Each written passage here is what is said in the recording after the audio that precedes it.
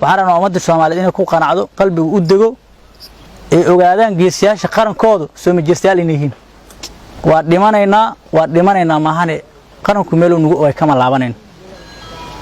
halkii dhinacayga waxa taagan taliya guutada 17aad gorgor isagoo dhaawaca oo waliba 350 kilomitir xagga ku soo dhaawacmo haddana saaka gurmad ugu horeeyay madax xirado kamid aha macnaheedu waxay macna la tahay inaan qaranka inaan u dhimano u shiin aan diyaar u nahay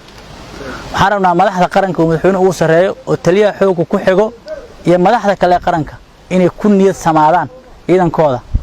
meel ay ku ogaayeen inay soo jabin inay sidaan oo kale u soo jiidaan waqtigooda maahane inaysan ka soo jabin intaasina awaatiin aan rabnaa waana mahadsantiin ciidamada qarankana sida 14 Oktoobar iyo guutada 17aad iyo guud ahaan gorgor waa mahad celinaynaa waa mahadsantiin waad guuleysateen cadawga Soomaaliyeed ha jabo